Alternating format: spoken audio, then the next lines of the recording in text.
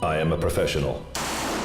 I always aim true whether firing single rounds or full automatic. I know neither fatigue nor failure. I would take pride in my work, but for one thing. I do not know my target. I am not the one who kills. That distinction belongs to the man who pulls my trigger. I am an assault rifle. My name is Kalashnikov.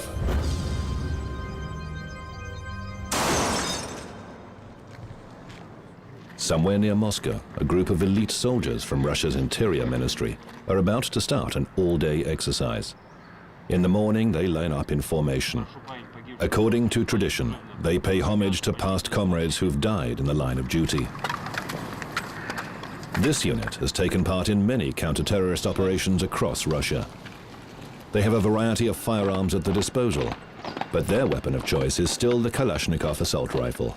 To these men, it's known simply as Kalash.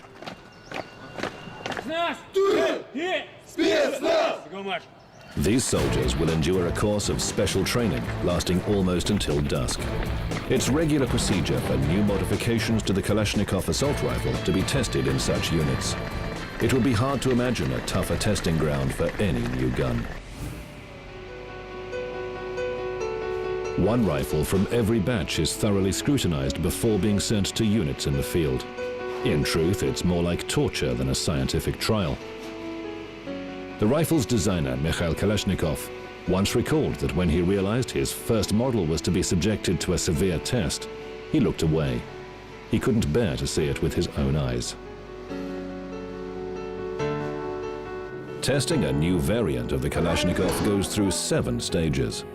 First, the gun is placed into what's known as the dust chamber, where the room is filled with sand.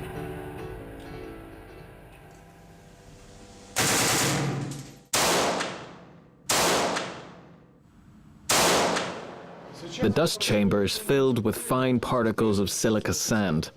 The next stage will lead us to the sprinkler room. It imitates a subtropical climate. When US commandos fought in Vietnam, the hot and humid conditions often prompted them to improvise with captured Kalashnikovs rather than their own Army-issue M16 rifle. Kalashnikovs were far more durable in such a climate. Self-taught gunsmith Mikhail Kalashnikov came up with the prototype for his celebrated rifle at the age of 22. He set about designing it after he was wounded in action during the Second World War. Recognition of his achievement came 5.5 years later in 1947, when his model came first in a Defense Ministry firearm design contest. The new weapon was designated AK-47. I took care to think over every single part to make them more technologically suitable for mass production. At the same time, I needed to make sure that the gun was as reliable and durable as its design dictates. That was not an easy task. In general, any designer must be very careful with regard to every detail of the design. Vietnam War veterans frequent this firing range in the US state of Virginia. It was here in the 1990s, after the end of the Cold War, that the AK-47's designers met their American M16 counterparts. Following the gathering, Mikhail Kalashnikov put his signature on one of the rifles belonging to the club.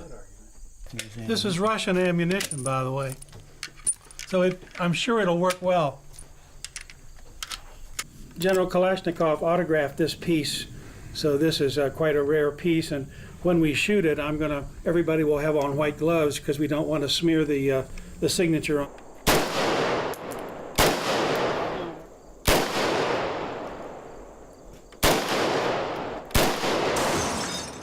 Kalashnikov assault rifles are mainly assembled by hand. People working at the Izhmash machine building plant in the city of Izhevsk never say weapon or assault rifle. They refer to it simply as the product. Some 20 variants of the AK have been turned out here since 1947. People across the globe instantly recognize the Kalashnikov.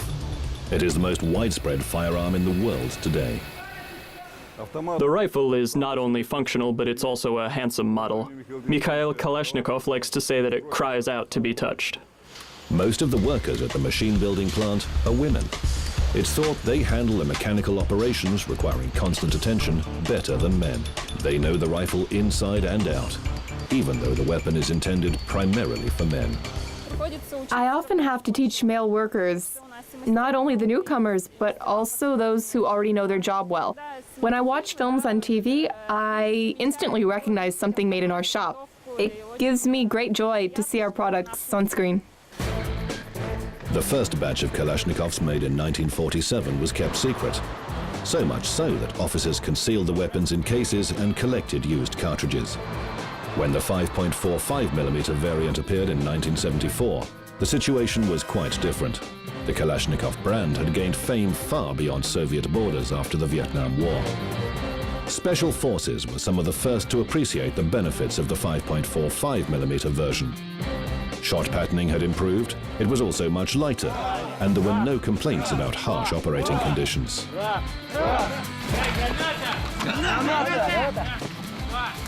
Even though the Kalashnikov rifle is much more reliable than the M16, its designer earned far less from his creation than his American counterpart, Eugene Stoner. They came from completely different socioeconomic and political backgrounds. In Russia, Kalashnikov was honored as a national hero, a regional icon, but received no compensation. Stoner received $1 a rifle for a royalty. Of course, they sold millions of them. And so in the United States, few people know who Stoner is, although he became wealthy from this. In Russia, many people know him, but he didn't become wealthy for it. Different approaches, different societies, different values. Разборки оружия. Приступить. New recruits at Russian military schools are required to learn how to strip down the Kalashnikov in 15 seconds. Then, within the same time limit, the gun must be reassembled and ready to fire. This is a reliable weapon. It's a personal weapon that all students must have a good knowledge of, down to the smallest part.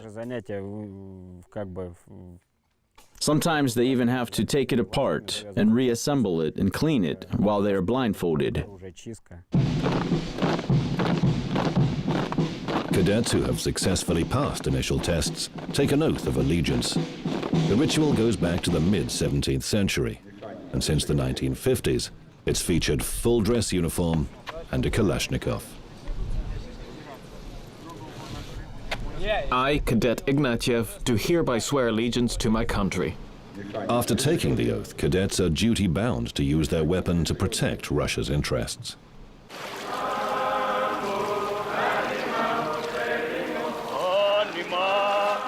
Kalimambu means thank you in Mozambique. The words of the song sung by these freedom fighters could just as easily be addressed to Mikhail Kalashnikov. In the early 1960s, the Soviet Union helped the Portuguese colony in its fight for independence. The rebels quickly got a feel for the Soviet rifle. After their victory, it became a national symbol. You see, in the middle of our flag, we have here the star and the book, the hoe, and the Kalashnikov. The book signifies education, and the hoe, our potential agriculture, and the Kalashnikov, the struggle for liberation of our country, and the star, the internationalism.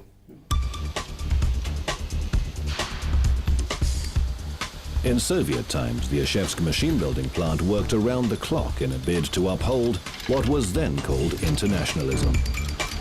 The employees joke that because everyone at the plant works like robots, if they were ever to find another job, even at a factory making meat grinders, the end product would still be a Kalashnikov.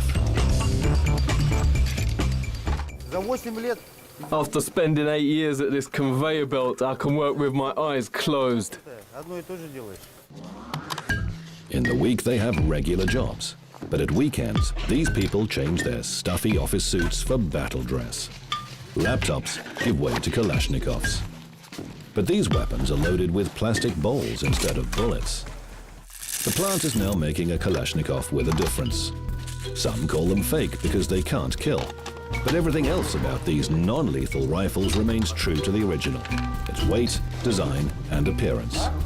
Now, everyone can feel like a real soldier.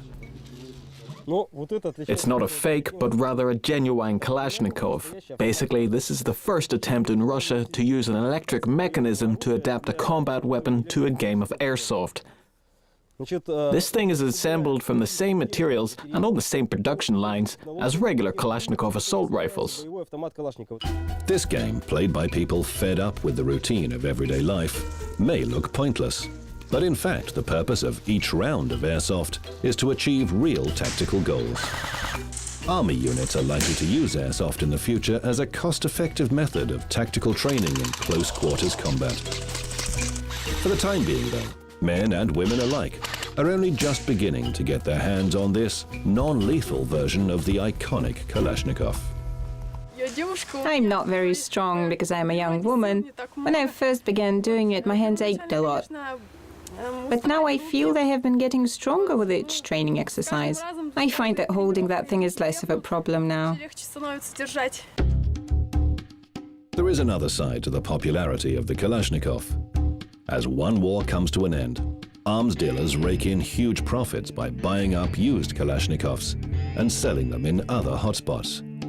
For example, after the Soviet Union pulled its troops out of Afghanistan, a single rifle cost a mere $15. Today, the price for a functional Kalashnikov in the Middle East is around $1,000. We use this rifle as the main weapon of our struggle because it never misses targets. The Kalashnikov has proven its reputation in combat and demonstrated its sturdiness in complex conditions. In the 1980s, the CIA supplied the Afghan Mujahideen with thousands of Chinese-made Kalashnikovs. It was the first time that Soviet-designed weapons were used against Soviet soldiers. In the 21st century, however, those same firearms have now been turned against the United States. Many Al-Qaeda gunmen fight NATO forces using the very rifles that the US bought for them so long ago.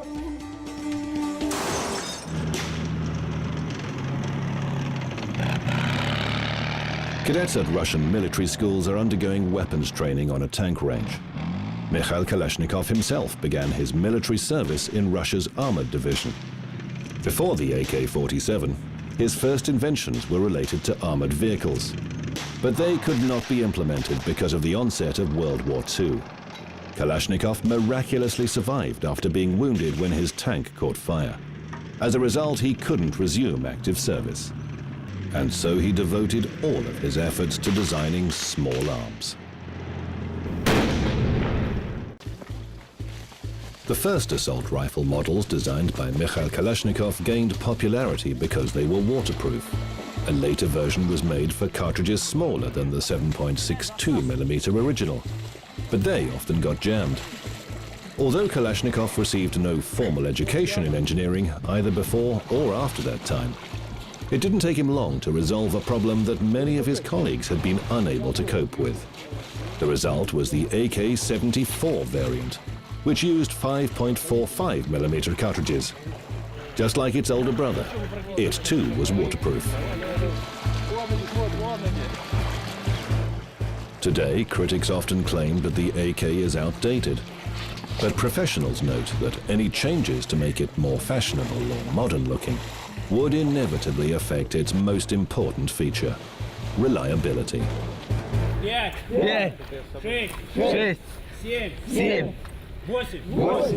These soldiers are all set for another exercise that could earn them the right to wear the Crimson Beret, the distinguishing sign that marks them out as soldiers belonging to an elite squad.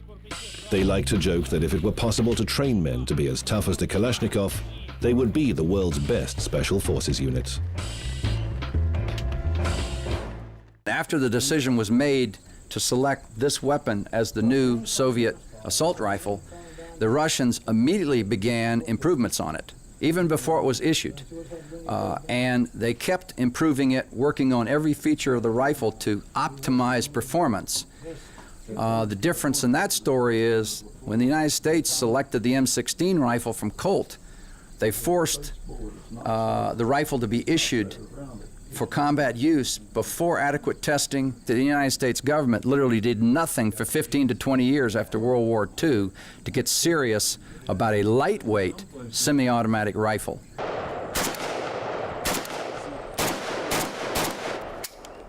Check it and then put the safety back on. The impact, we were shooting at 25 yards.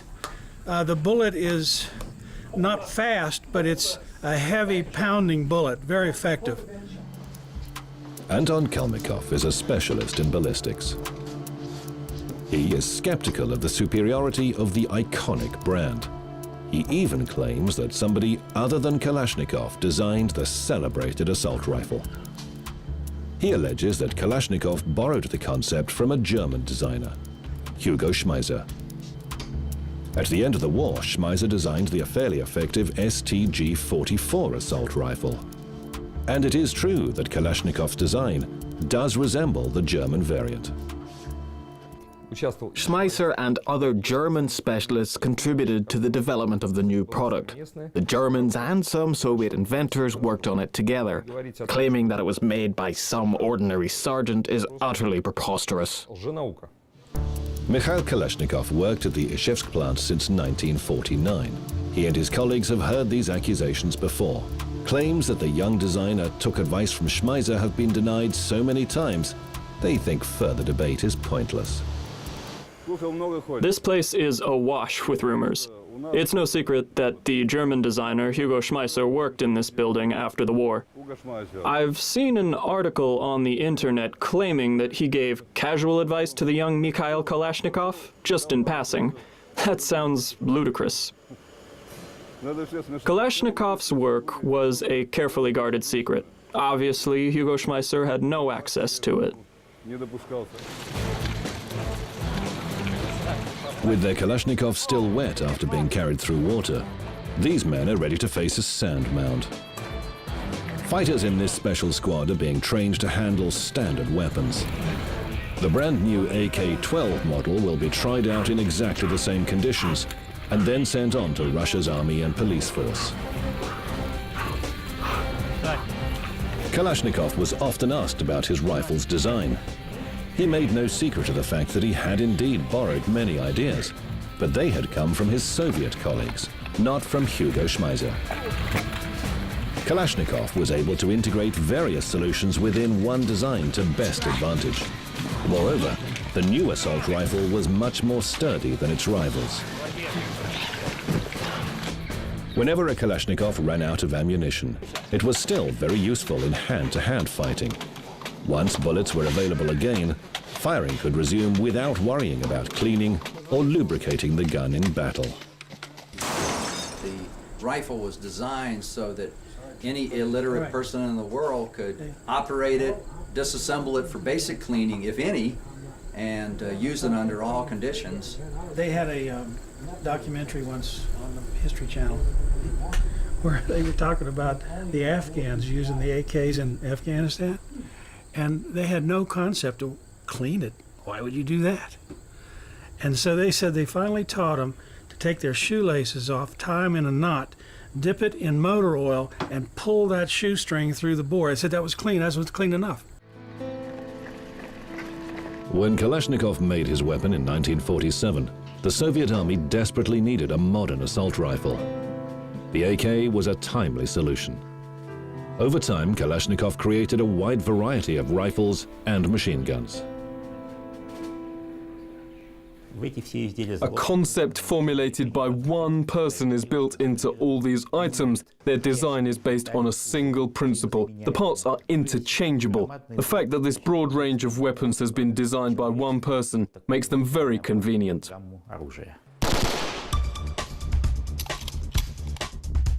In the early 1990s, Mikhail Kalashnikov had his first opportunity to attend international small firearms exhibitions. Times had changed. Now, civilian weapons for hunting and sporting purposes were being developed based on his rifle. Kalashnikov personally tested the new models, as he had always done for his products.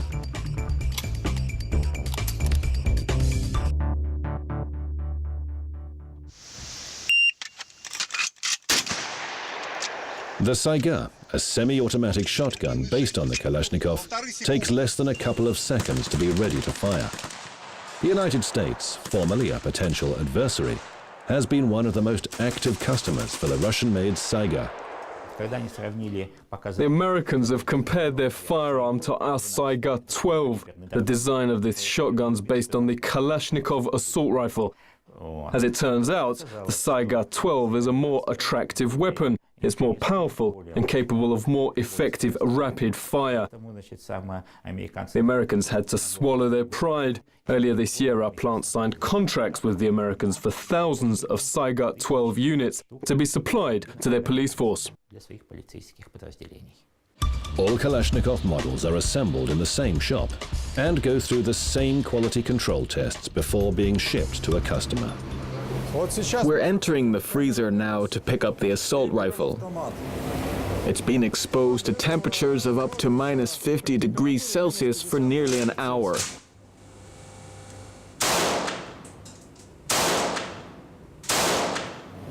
In my experience, the Kalashnikov has never had any problems working in freezing conditions. Not once has it jammed. This gun is very durable. One of the final tests is quite possibly the toughest. The assault rifle is dropped onto a concrete slab from a height of 2.5 meters.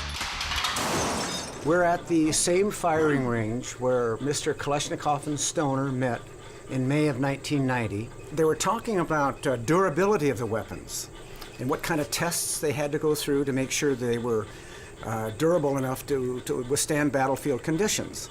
And one of the things that Stoner said was that he was required to drop this weapon from 11 feet and drop on concrete and be able to pick up the weapon and fire it. And at that point, Kalashnikov started laughing. And they asked him what he was laughing about. And he said, well, the way we do it in Russia is if the weapon doesn't function properly, they take the designer and they drop him from 11 feet onto a concrete floor.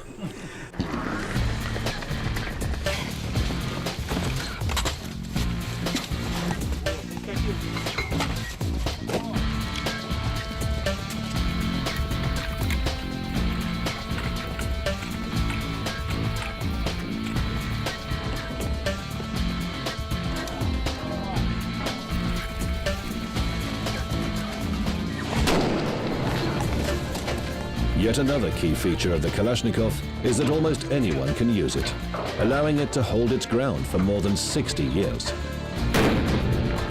It's equally suited both to novices who have only just laid hands on it and professionals dealing with specific tasks. The beginner needs only a short time to acquaint himself with the rifle. Veteran Kalashnikov users, such as special forces, can modify their weapons, the choice depending on the mission. When we get a Kalashnikov assault rifle from the depot, we fit it out with a sight. This is a sample tuned up for a marksman.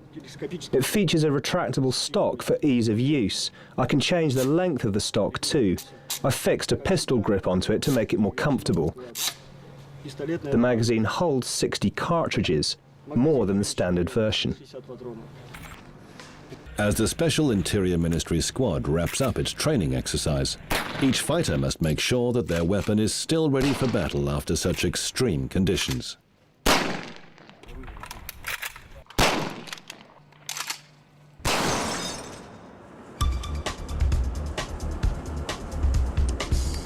Meanwhile, the workday at the Izhevsk machine building plant is drawing to a close. What's left is the final trial for the new rifle. A special video camera is set up next to Kalashnikov that has just gone through a rigorous series of tests. It records in slow motion every one of the Kalashnikov's moving parts. The gun saves the lives of soldiers on assignment. That's what it's supposed to do. And it always functions to the best of its abilities, whether covered in mud or frost.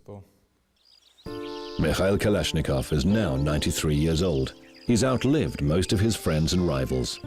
Eugene Stoner, creator of the US Army's M16, died in 1997.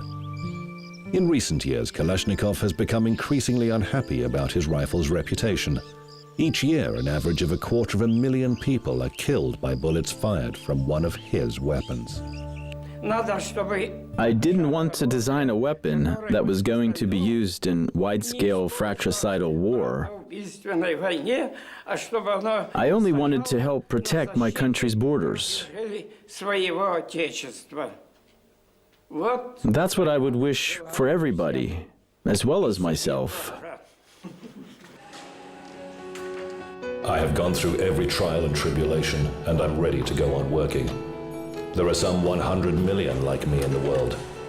They say I have yet to outlive my usefulness. Far from it. I will be around for several decades more. I'm not easily replaced. Everything is changing, but I'm still, as I have always been, an assault rifle. My name is Kalashnikov.